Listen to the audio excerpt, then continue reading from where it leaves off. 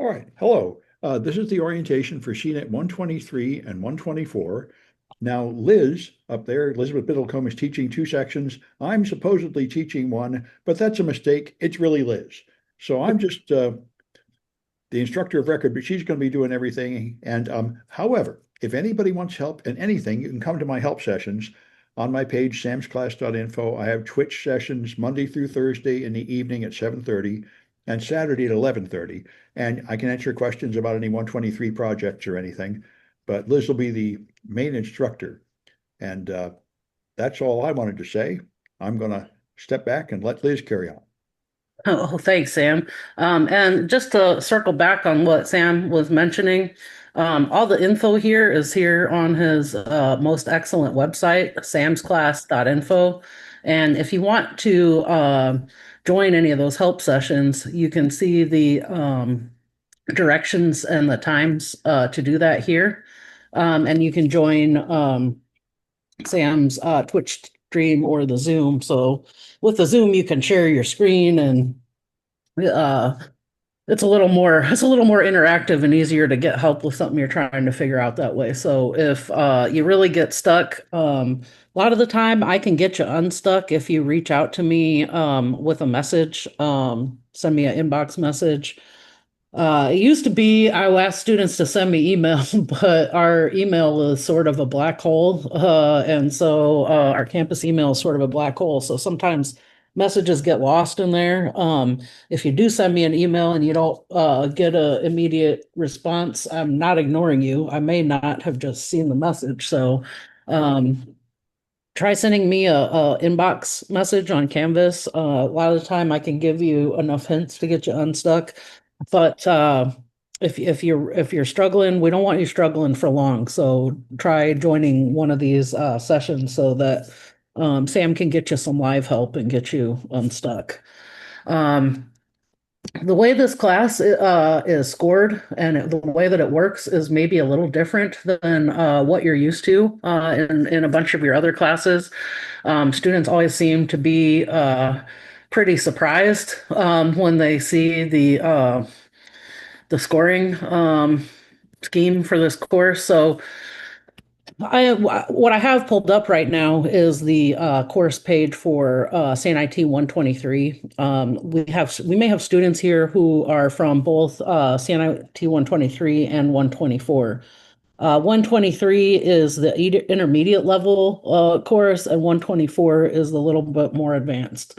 But the scoring system works roughly the same. The point total breakdown is a little different, but the way that this course works, it's scored like a video game. So your main area of focus is what your total points are going to look like for the course. So one thing that I want to caution students on, and this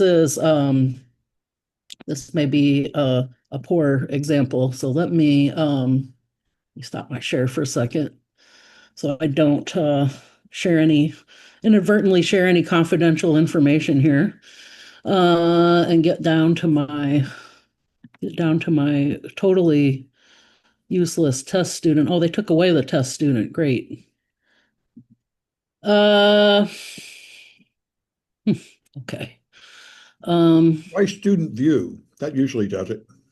yeah, they changed the Canvas shell drastically last semester and as this semester and this semester. So things are moved around and there are a bunch of new and improved features that make it a little bit more difficult to That's why I navigate. don't use the City College Canvas. It's a mess. Anyway. Yeah, error messages all over the place. Okay, so here we go. This should work for a demonstration. So I always try to warn students about this because invariably it trips some students up, okay? Don't pay any attention to this. We can't hide this. We've tried. There is no apparent way. This scoring and points total, like when you click on the grades tab of your course modules, if you get in there, this will mess somebody up every time, and it calculates incorrect percentages. Yeah, It unless demonstrates. they're like checking it in, they're like, Pardon? It calculates erroneous percentages and it will lead you astray. So just ignore this. Don't pay any attention to that at all. What you're really going to want to focus on is your, go ahead and leave the student view here. What you're really going to want to focus on is getting your point totals up. So I'll go back to that first page. Now this is on the syllabus. It's on the landing page of the course.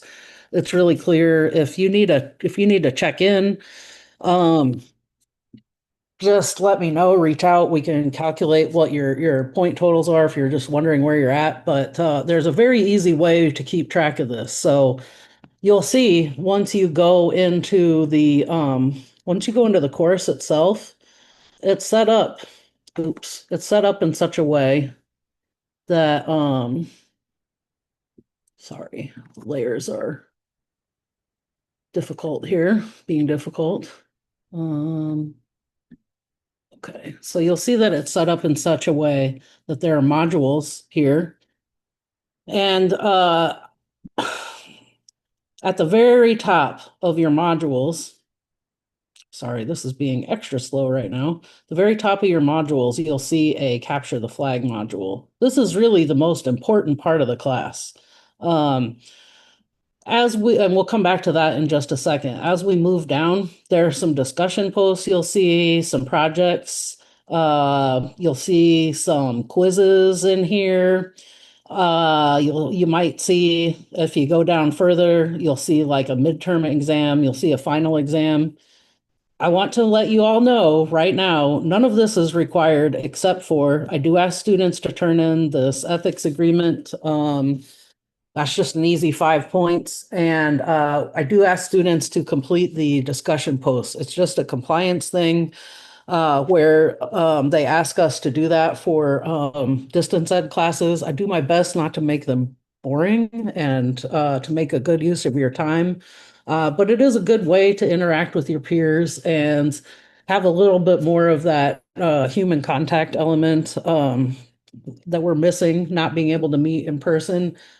But the main reason for that is that the state asks us to do that as a distance education requirement. So I do ask you to please complete the discussion posts, just so that we can show that we're asking students to do that. Everything else is optional. The textbook's optional. Taking these quizzes is optional. Taking the midterm and the final is optional. All you really need to do is focus on earning enough points to get the grade that you want. And the best way to do that is through the capture the flag challenges. So there you can see there is a link and some credentials to access that CTF. You can also access that directly from Sam's webpage here. He's got a little section on here, I believe, for the projects. Oh, there may not be a link on, there actually may not be a link on the front page of the website this time. Usually Sam puts one up there, but I don't believe there is this time. He may put one up later on.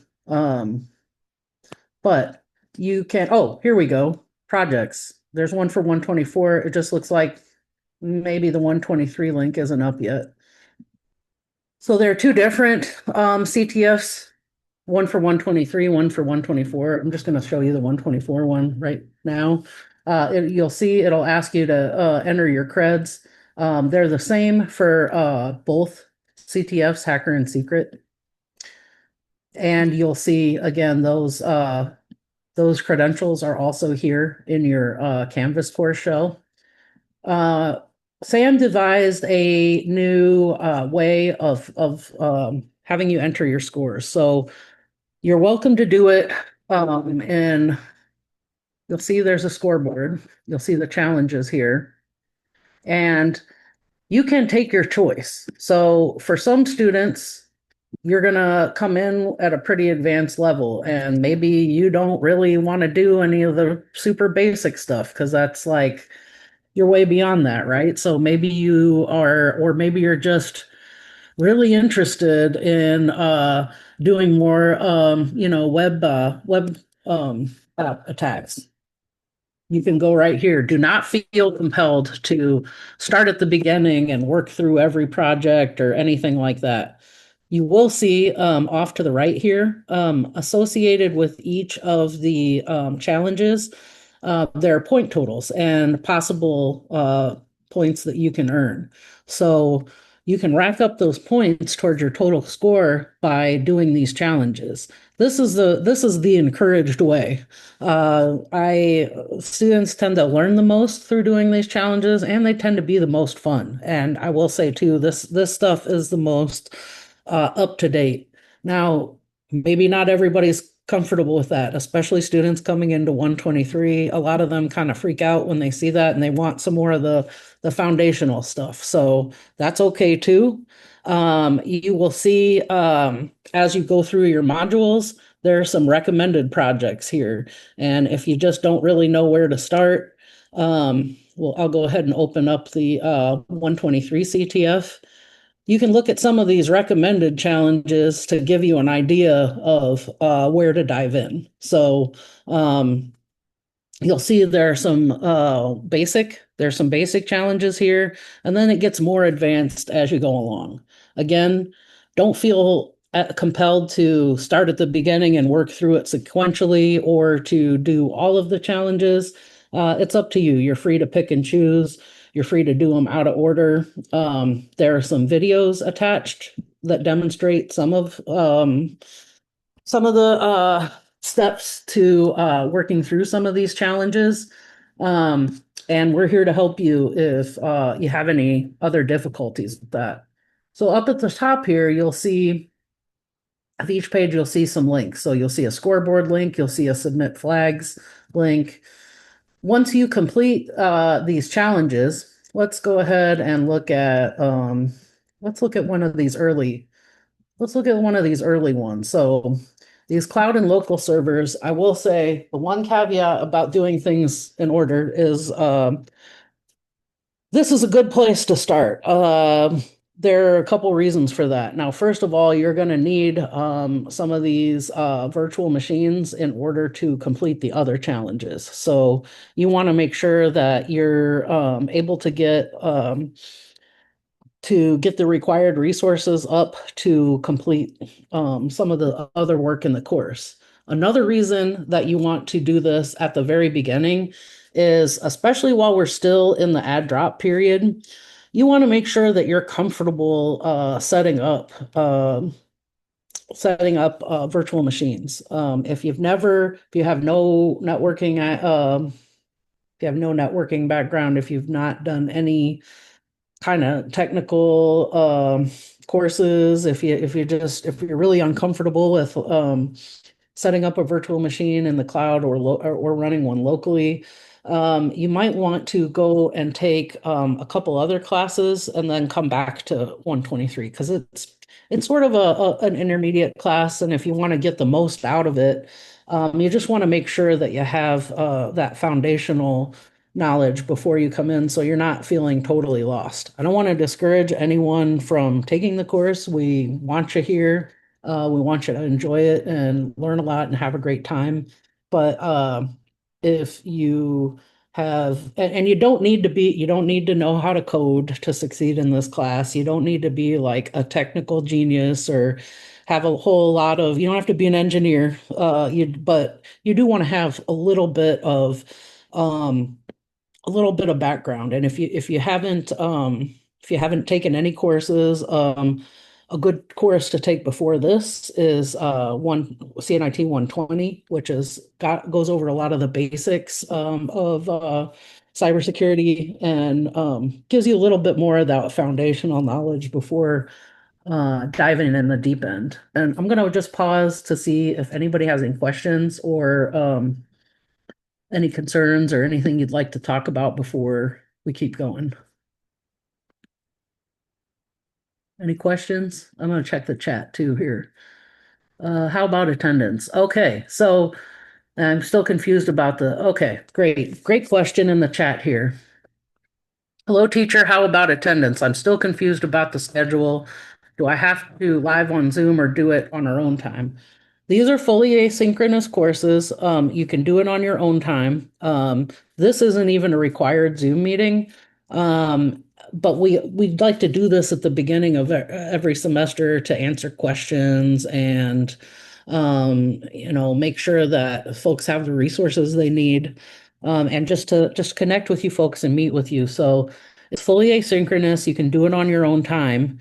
If you want help, though, and you're not able to get the help you need asynchronously by sending me a message to ask a question and it just doesn't work, then there are times available on Sam's page right here where he's available for live help most weeknights, any school day, starting at 7:30 p.m. and then Saturdays starting at 11:30 a.m. Now, the caveat to that is I know some folks work. Some folks work 2 or 3 jobs. You have obligations, you have kids and stuff. If none of those times work for you, let us know. One of us will make the time to meet with you on the schedule that works for you. I mean, I've met with students at 11 o'clock at night because that's the only time they could get help. So um, try those avenues first. If neither of those work for you, just reach out and let us know. We want you to succeed and we don't want you to suffer too much. A little bit of suffering is okay. A little bit of suffering will help you learn, but we want to make sure that you're getting the help you need. So if those times don't work, let us know. Will it work to be taking both CNIT 120 and ethical hacking at the same time? Yes, I've had students do that. I would say though, if you're really lost, like with any, if you try any of these projects and you're unable to stand up a virtual machine, using the either in the cloud locally, however you do it is fine. You can use VirtualBox, you can use VMware, you can use a cloud service, hosting service of your choice. If none of those work for you and you're just really feeling lost and or you don't know what an IP address is or some real basics, you may not get the most benefit out of the class. If you feel reasonably okay, like some basics and you can get through one of these server projects without too much trouble, um, you should be fine. You should be able do good and be able to get all the benefit out of it. Okay.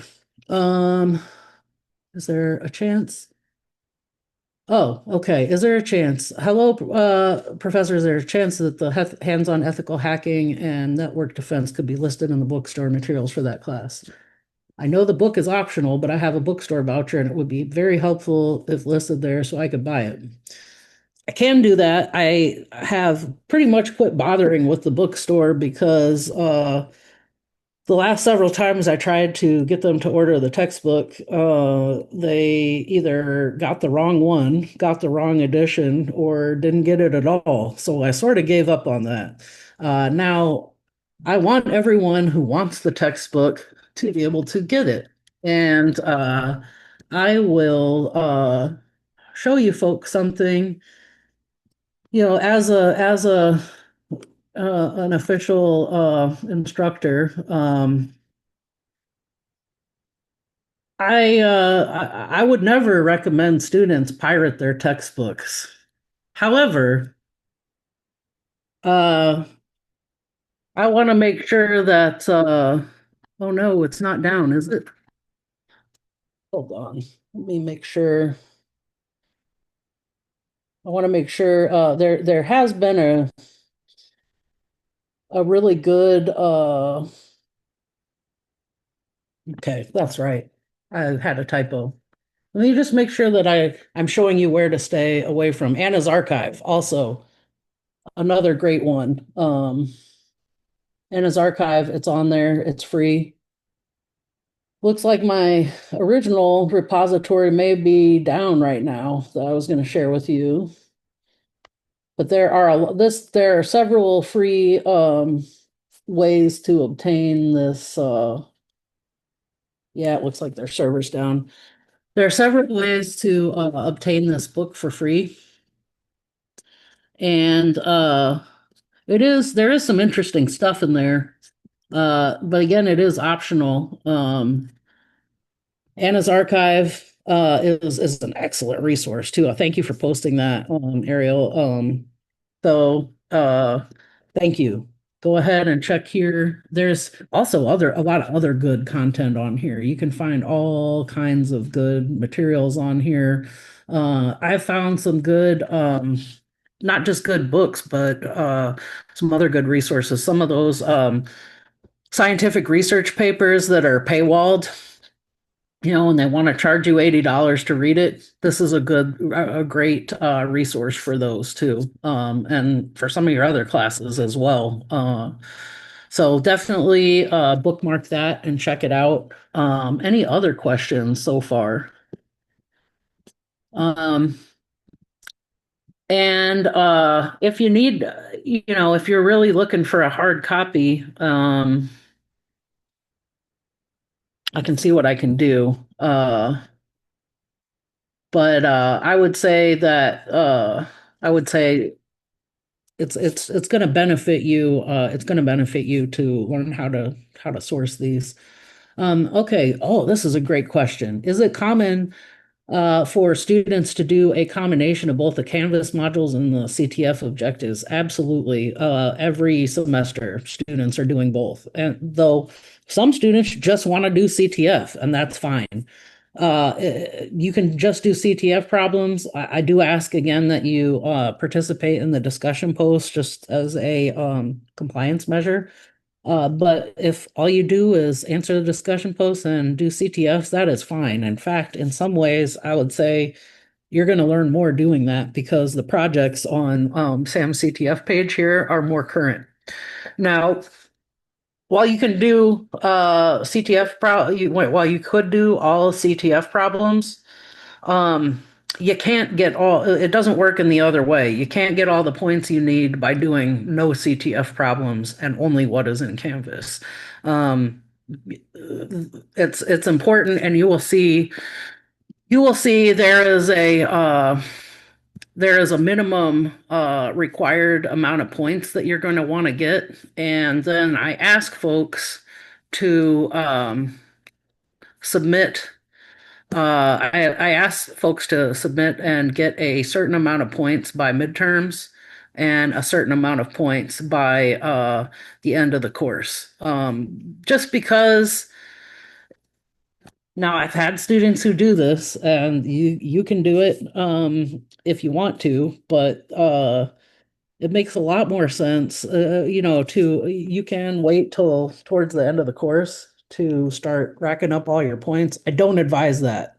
Uh, I have had students who get all the points they need to pass the course, in the first couple weeks. That's totally fine.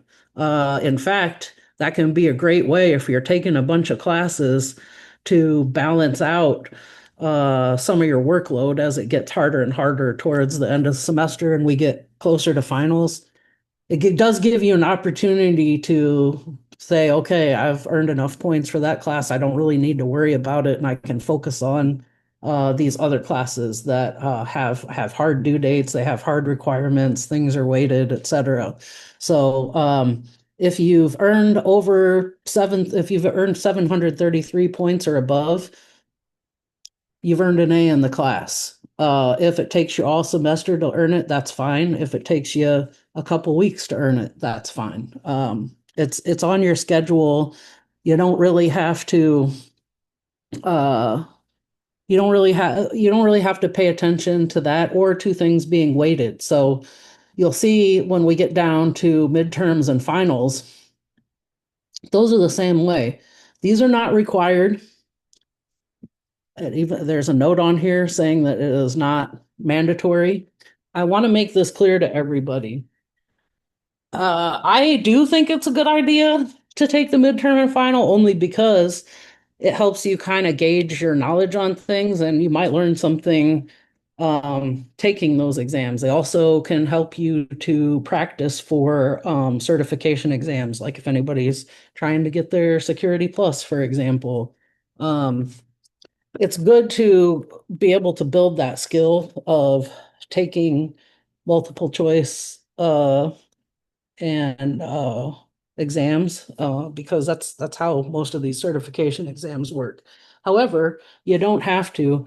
And I also want to make it very clear that if you take one of these tests and you bomb it, it's not going to hurt your grade. You'll see for this midterm, there's 40 points. Let's say you take this midterm and you do terrible.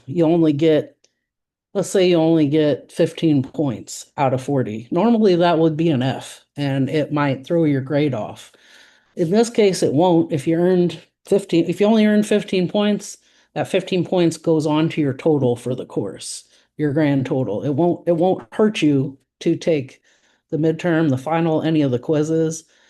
If you get a bad grade, there's no consequence there. So it does empower you. The scoring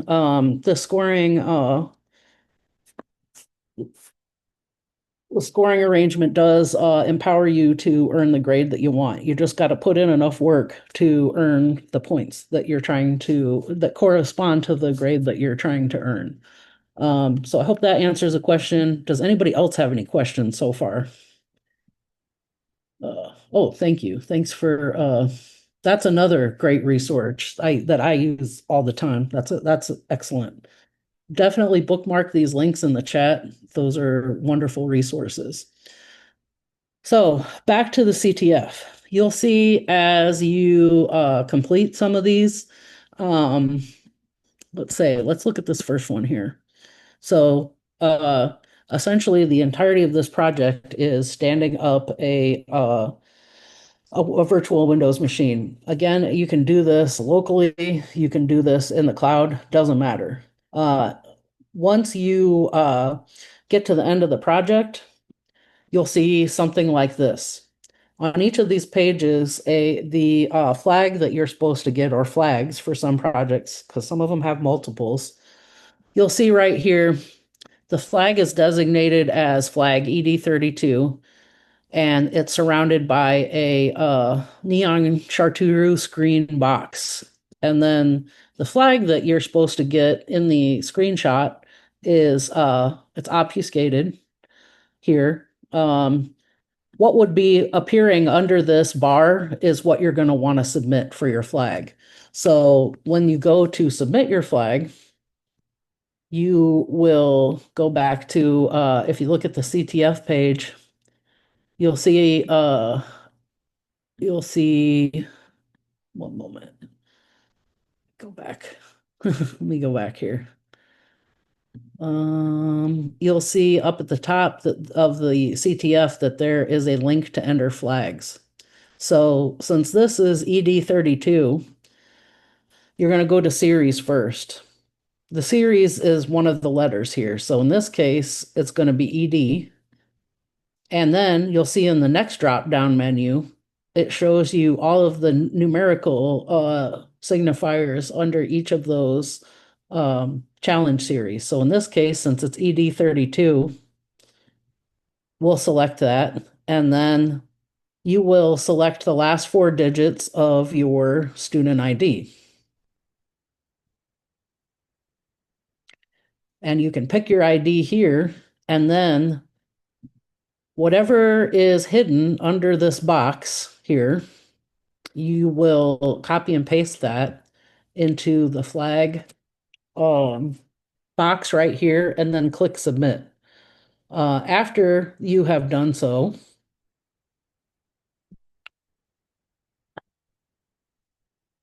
after you've done that, we go back here, you can see that there's a scoreboard, and you can see some students have already submitted some challenges. And you can see next to the last four of your student ID, you can see that your point totals that you have on the CTF. So when your grades are calculated at midterms and at the end of the semester, whatever point totals are here will be added on to your total grade, and that's how your grade for the course is determined. So any courses or any points that you have earned in Canvas, and then any points you have earned on the CTF here will be added together, and that will form the basis for your final grade. Now, there is another way to earn points besides the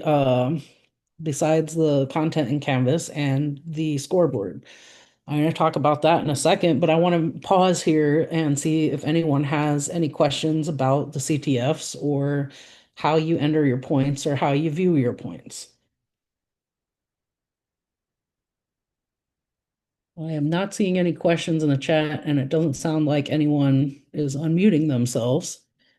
So I will continue. Some of the other ways that you can earn extra credit are one of the best ones is competing in competitions. Right today, Sam and a bunch of students are at Stanford working on the qualifier for CCDC, which is the Collegiate Cyber Defense Program competition. And students are essentially what every student team does is they are going into the competition as if they were a cybersecurity consultancy and securing a fake business of some type.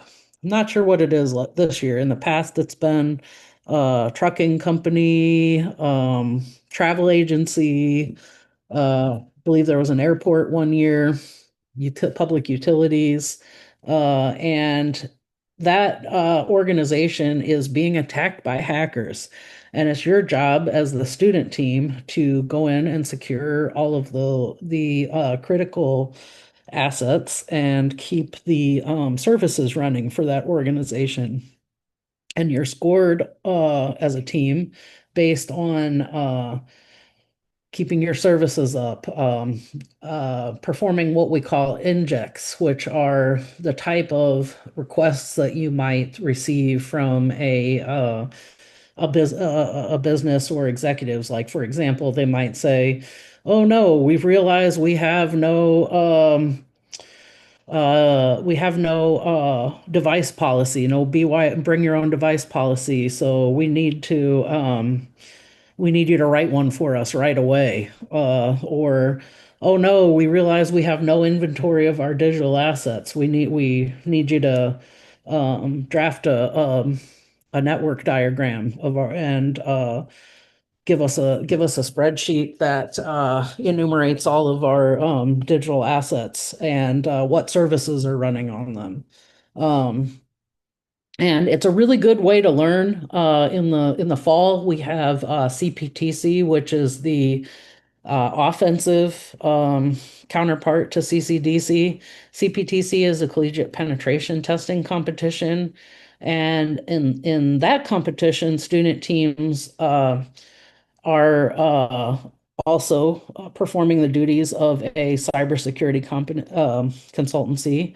However, in that competition, students are the attackers. They are performing penetration tests against the systems of whatever fake organization. And those are always fun. They've done banks. They've done self-driving car company. They've done a hospital before.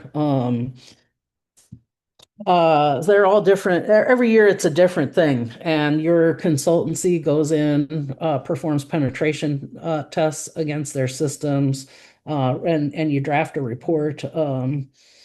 Enumerating everything that you found, all the vulnerabilities that you discovered and were able to exploit, and then offer recommendations for remediation to the client. Again, these are a great way to learn. They're a great way to build relationships with your fellow students, and they're a great way to interact with recruiters who may be hiring from for the government or for different businesses. And I've actually had a lot of students get good jobs competing in those and uh interacting with those recruiters. So, doing those aren't the only two competitions you can do, but they're two of the big ones. And the one that's going on today. Any competitions that you want to join? I know students are forming teams right now to compete in the miter competition. Students like to do. Why is it escaping my mind at the moment? It's the big one.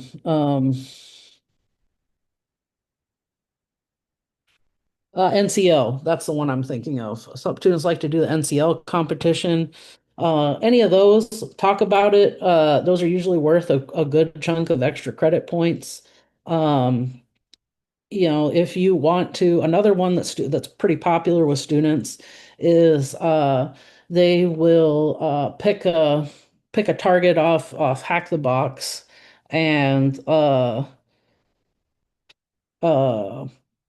then they'll write up a report on how they were able to pop that box, what they did exactly, essentially like a walkthrough describing the techniques that they used and the approach that they took. And that's worth a good amount of points if you do a good job on it. So another one that it's less popular now because we're not doing as many in-person activities, but there are a couple coming up, is going to conferences and writing a little bit about what you did and what you learned and um, what events you went to, if you went to a really good talk or a workshop.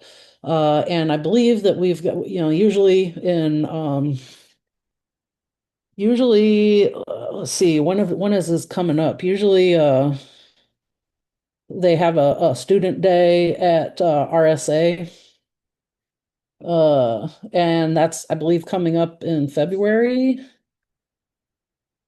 Usually they have it at the Moscone Center. There's usually a student day that you can sign up for, and get free tickets and go and get a bunch of pens and t-shirts and stuff. The one that I like a lot is B-sides. That's coming up. That's usually coincides with it usually coincides with RSA, but I'm not sure that it will this year because it says that it's in March 21st and 22nd. B-sides is usually pretty cheap. It's one of my favorite conferences. You can also volunteer and get in for free. I advocate strongly volunteering because that's another good way to network. You can oftentimes get to know some folks and start building some community there because, I mean, that's really, for anybody who's trying to get a job, that's the best way to get a job is build relationships, get to know people. Often that can get you a way in that you might not otherwise have. And especially now with the broken hiring systems that we have going on, it's more critical than ever to make those human connections if you can manage it. So um, those are usually worth a good chunk of points. You might earn 50 or 100 points, depending on what you do and how you write about it. So there are options to you. I'm also open to other options. If you got an idea, um, uh, tell me about it, and we will we'll discuss it and find something out that works. There's a lot of flexibility here. Thanks for posting this, Bunny. Here's another one of my favorite conferences. Now, I do believe the scholarships are probably over for this. Usually yeah, unfortunately, no scholarships available right now. But if you're in DC or if you're going to be there, and you can find a way to go for this, or if you can get your job to pay for it. I've had jobs pay to send me to these before as if they got professional development budget to burn. This is a really good one. And I just want to let everybody know that even though it says women in cybersecurity, guys go there too. Everybody is welcome. I haven't been in a few 2 or 3 years at least, but I was going to this consistently for a while, and it's really an excellent event, and strong recruiters. Oh yeah, Bunny is just posting some great ones here. This is a one that I love. I used to go to these all the time. OWASP will do some really they have their chapter meetings, but then they also have some great speakers every once in a while. And sometimes they'll have some really cool hands-on workshops or some demos. These are just really good to attend. So thank you. Thank you for posting those. And Diana Initiative, which takes place along with DEF CON. So that'll be after this class is over. That'll be in the summer. Um, but definitely worth checking out um, if you're going to be in Vegas.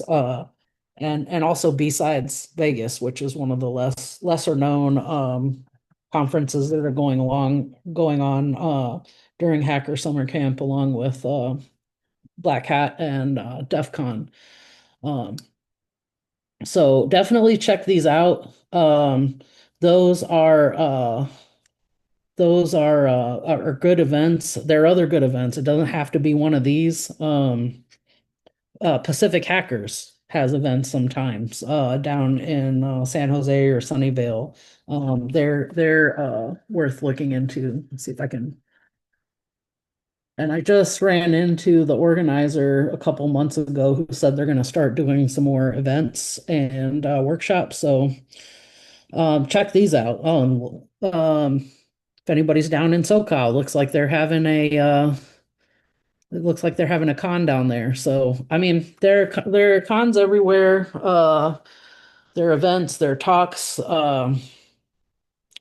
Sam will sometimes post things on his page as he comes across them. So, like I said, I like to ask students to tell me a little bit about what they did and about what they learned. More effort and more learning usually equates to more points. So, and again, if you have some ideas of things that you'd like to do, but maybe um, let us know.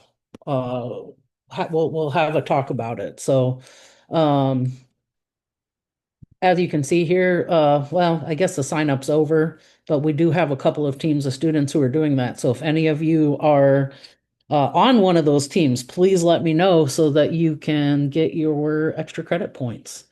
Do I have any questions so far on anything we gone over? Any concerns, questions?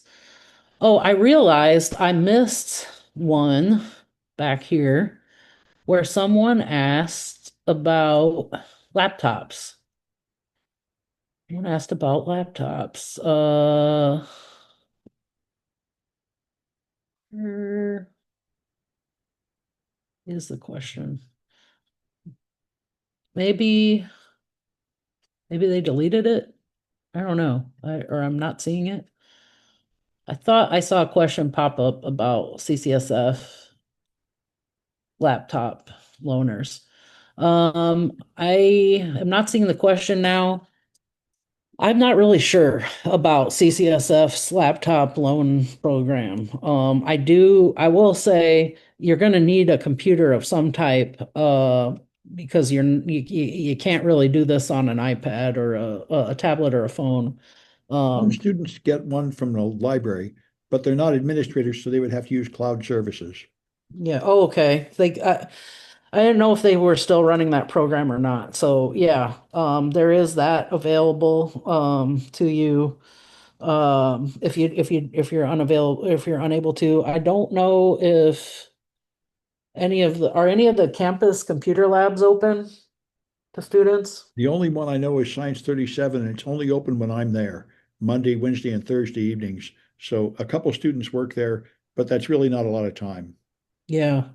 Yeah, so if you really don't have Public library may have laptops, like San Francisco. They have they some. do you can check out a MacBook from there, but it's going to be the same situation where you're going to have to use a cloud service because you won't be able to run a local machine. Um but there are ways, and you don't really need an expensive super fancy laptop or anything. But you can use a desktop too. I mean, you can still get those pretty cheap. There is a really good website here that I've had a lot of students take advantage of. It's called PCs for People. And you can get some pretty if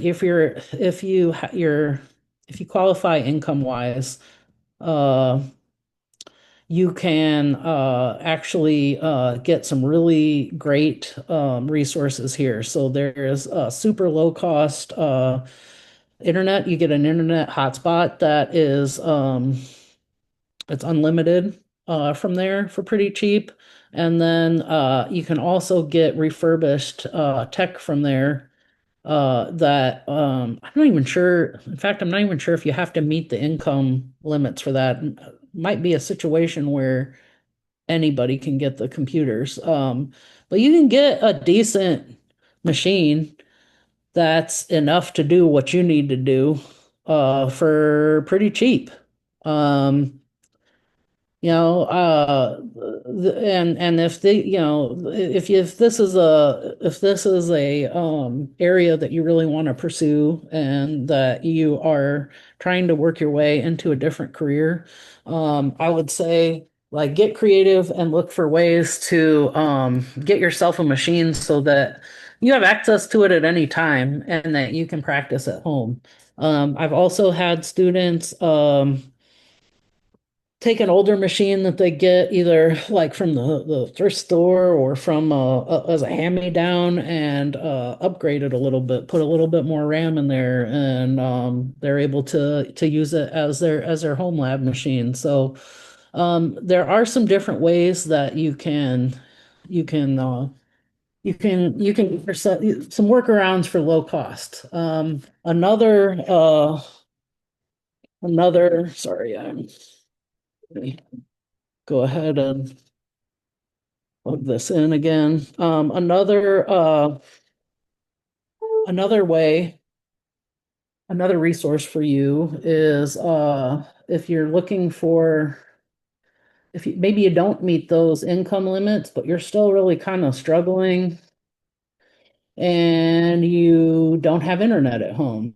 Um, I recommend checking this out. It's through the Chancellor's Office for the California Community Colleges, and you can get an unlimited Wi-Fi hotspot for really cheap from here. So it's available to anyone who's a student at a community college in California or staff, faculty, anyone. And let's see here. I believe it's only, I should know because I have one and I use it. I subscribe to one of these. But I believe, yeah, okay, it's only $17 a month. And you do have to buy the hotspot, which uh I believe it's around $100 or so. Um, and you can either pay by the month or just do the prepay.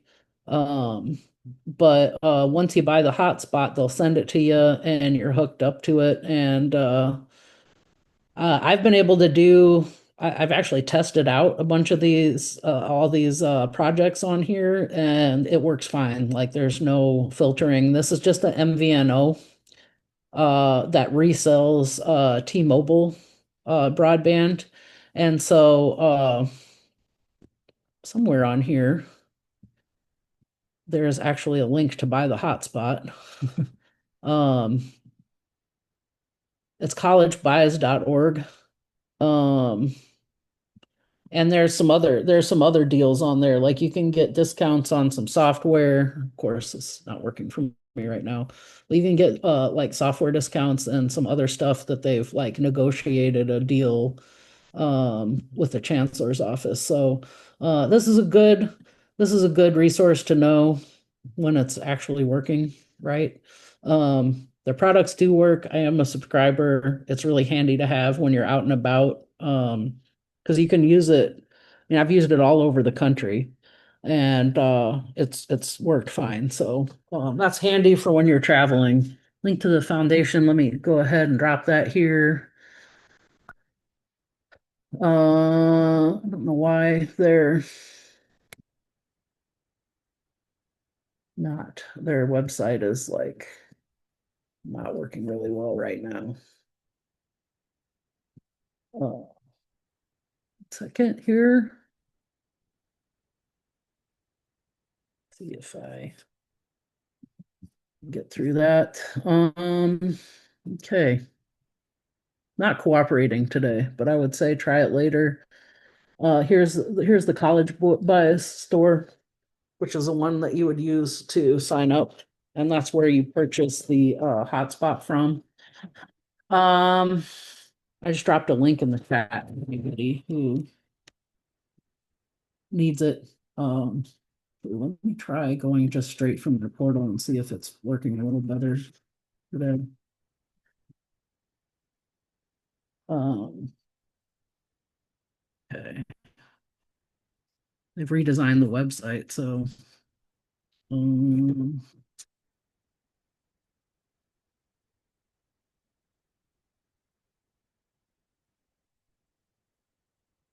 no, it does not work better. It's going straight to it. Okay. Just links us right back here.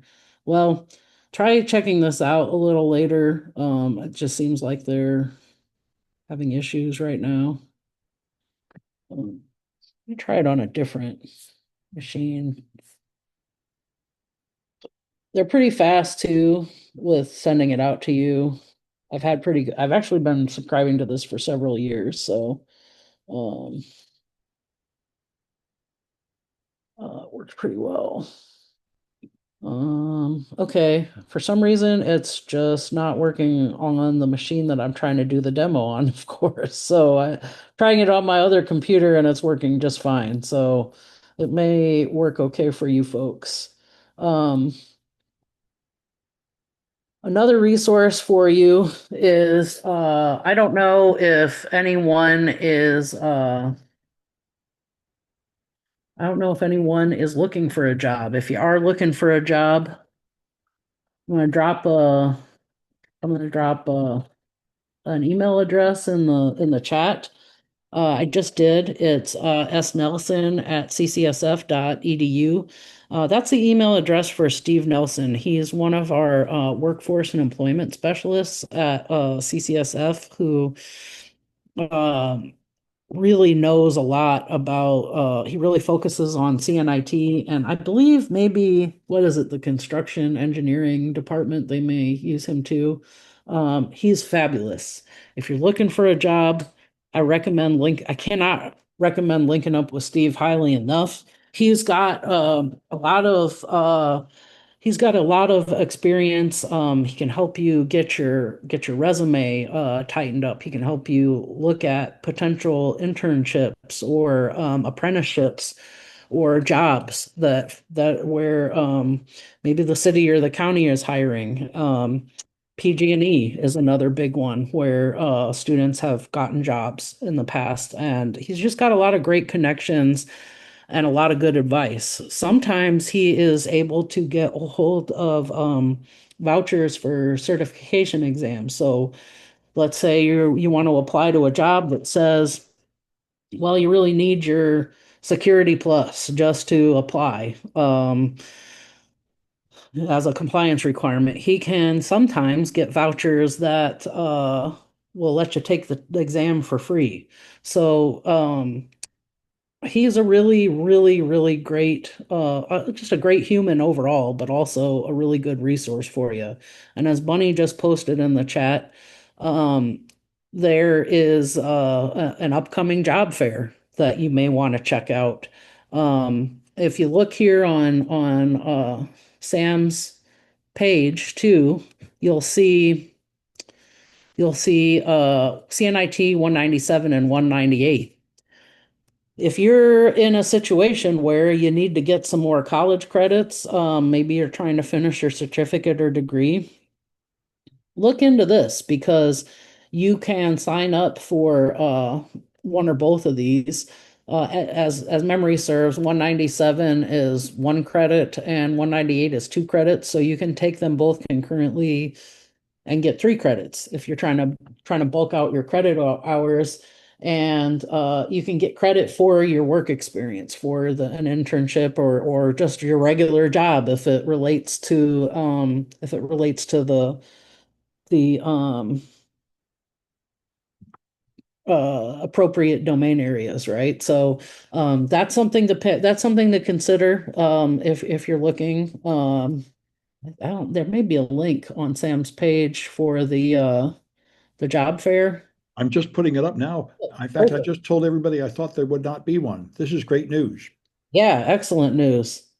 Oh, and thanks for dropping that sign up form link, Bunny.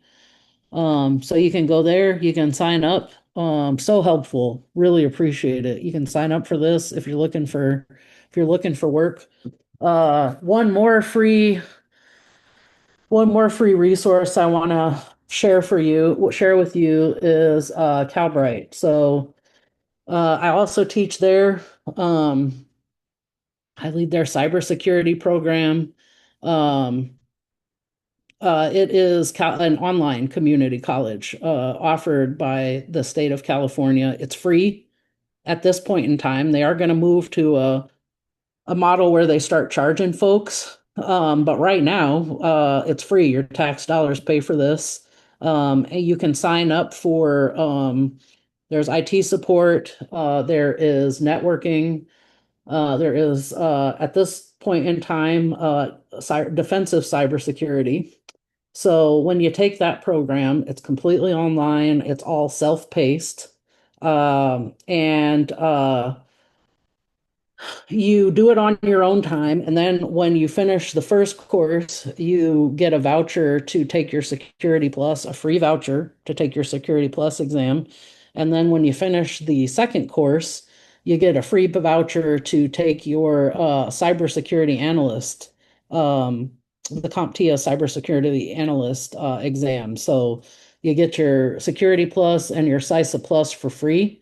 And if you don't have a computer or internet, they will send you a Chromebook and one of those California Connects hotspots for free. So, if you're in a dire financial situation and you're really looking to get a couple of certs under your belt to get, help you market yourself job wise, this is an option that's available to you too.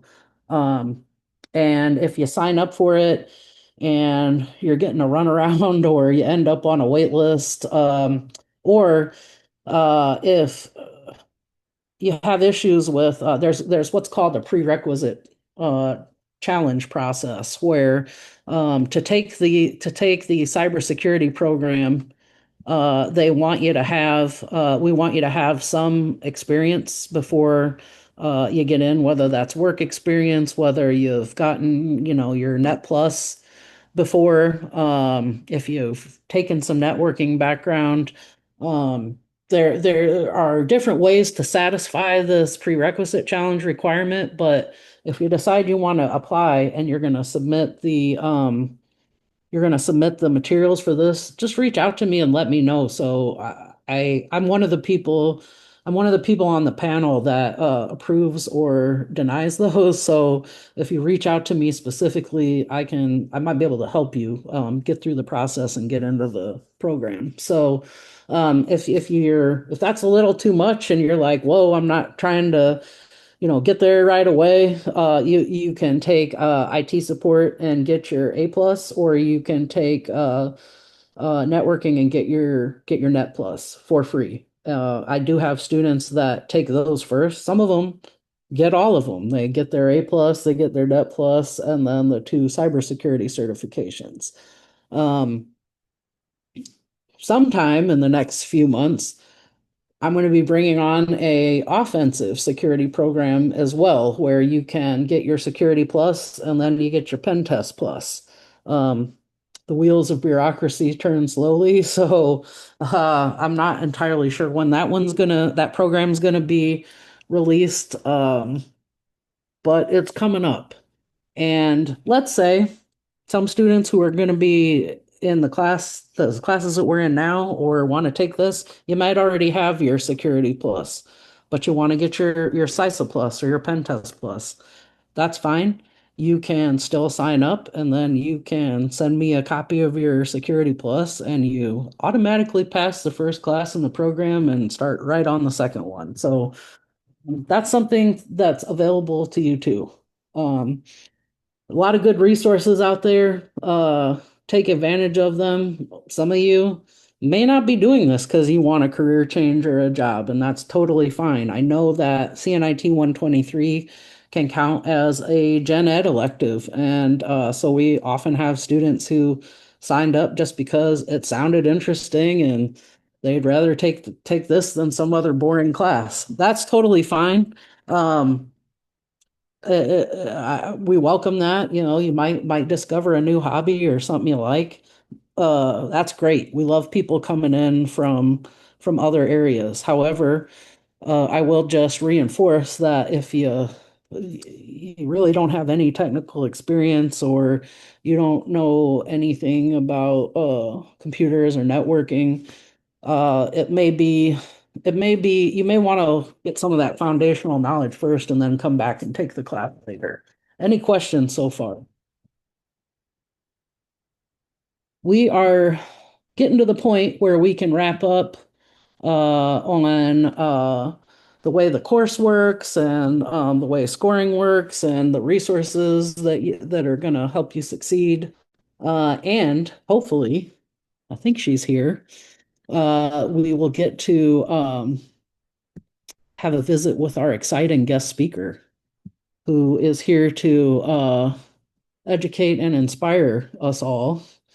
Let me see if not seeing her in the list. Caitlin, are you around? Are you making other students suffer? I Who's was going to Bunny say, if there? there's open Q&A, I have a question. Absolutely. Professor Boney, are you present? Yes, Yeah. he's here. You never showed up for 10 o'clock and everyone was confused. Well, what happened is Twitch did not work, so you had to use Zoom. And I Okay, I sent didn't get put the memo. messages Thanks. everywhere I could reach. But anyway, just go to my webpage and you can see the recording. Thanks. Yep. Yeah, I Okay. was really confused as to what happened because Twitch worked yesterday. Yes, Twitch did not work when I needed it, and then there was no way to tell people. So I put it on in the Canvas and on my webpage. But I'm sure some people didn't find it. Ah, here's Bunny. Okay, well, that's all I wanted to ask. Let's Yeah. see, what was I gonna... Oh, maybe Bunny is not Caitlin.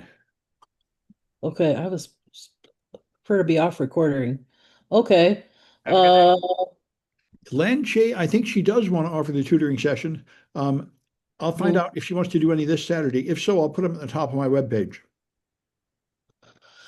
Buddy, do you want to send me your question in a DM, or we can also two options. You can send it to me in a DM, or we can talk about it once we can stop the recording at the end and then stay on Zoom, and you can ask it then, or we can chat about it. Your choice. Um, okay, we'll do that. No problem. And anybody else too. I I don't guess think she's here. I guess she's not here. If I thought she was Bunny, if she's not Bunny, I guess Caitlin did not come. Yeah, she's probably busy hacking Yep. all of the students and making them and giggling maniacally Yep. while she's sending Space Invaders across their terminals as they're Yep. trying to type in futility. So Caitlin is a former student who is doing amazing things, saving the world, and she is also one of the professional red teamers who is hacking the students at the collegiate cyber defense competition. So usually she joins us to do some demos and get everybody excited about the course, but she is otherwise occupied right now. So I think we can go ahead and stop the recording. Okay.